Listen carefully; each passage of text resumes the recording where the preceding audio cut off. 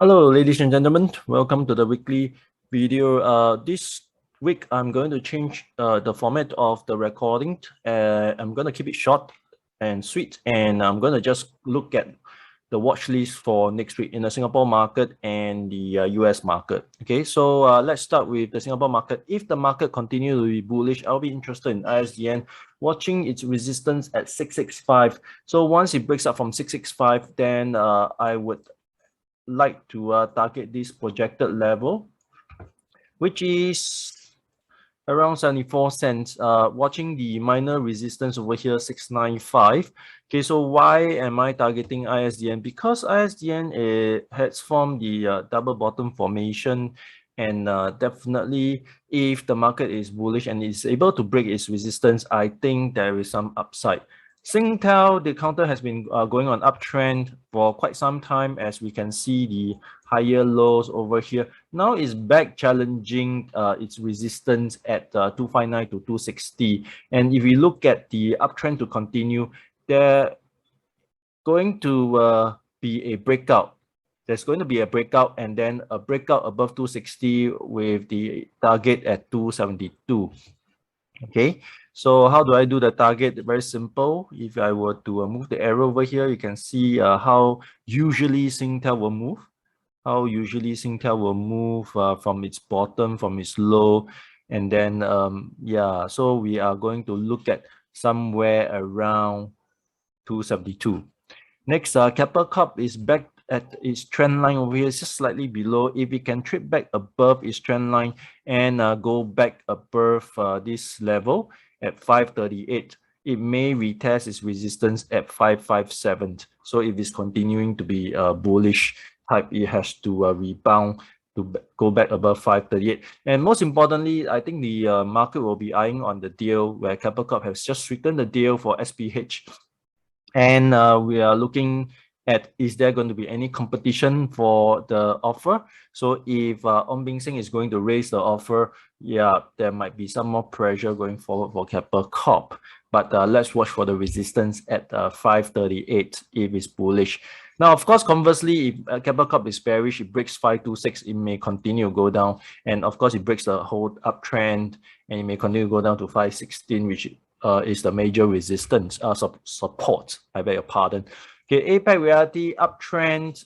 We are looking at the 20-day MA over here pointing up, and to retest this resistance actually would suggest a potential breakout going forward with the immediate target at 90.5, yeah. So we shall see whether it would test and break out from this resistance. OCBC, we can see a hammer over here, but it was disappointing on Friday as it doesn't form a white candle confirmation for the hammer. So I'll be looking forward for a white candle closing above 1186.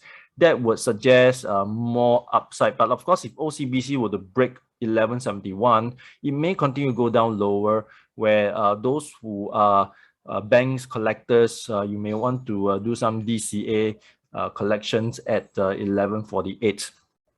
Ascenders REIT, this counter is supporting, finding support at 20-day MA, and we are looking at its major resistance around this range at 313 to 316. Okay, this counter's looking to go up.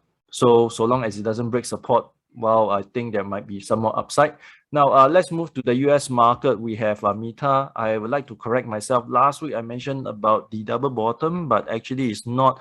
In fact, this counter has something else in mind. It has rallied to the high here, pull back, and probably looking at an inverse head and shoulder. If so, breaking out from this point may suggest more upward movement with the projected target at 384, which coincide with this major resistance.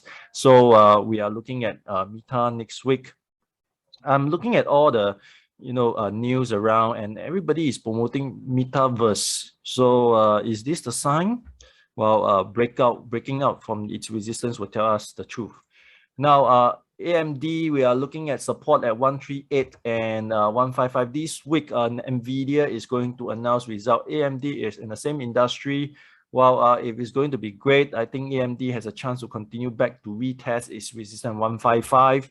Nvidia support at 287, resistance at 323. And it is trying to find its direction right now. And of course, the market is looking at its result on the 17th of November.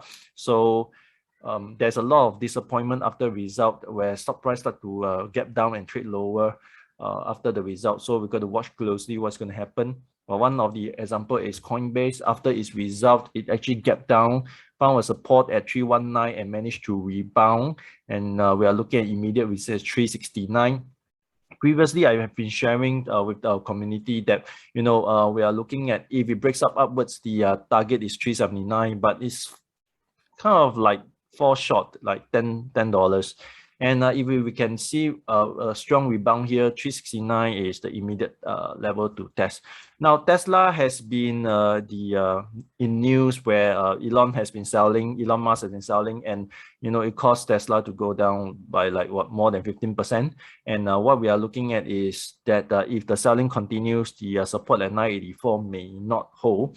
So the next support will be within this gap over here at between 912 to 940. So well, if Elon Musk continue to sell, then we are looking at the price feeling some more selling pressure or facing some more selling pressure. And what we are also looking at Tesla going forward is that if the market is continually bullish about this counter, we shall see some base going forward around this 900 plus region. Okay, so that's it for this week, and I hope that next week is going to be or rather this coming week is going to be a bullish one. So I hope that you make a killing in the market, and I'll see you next week.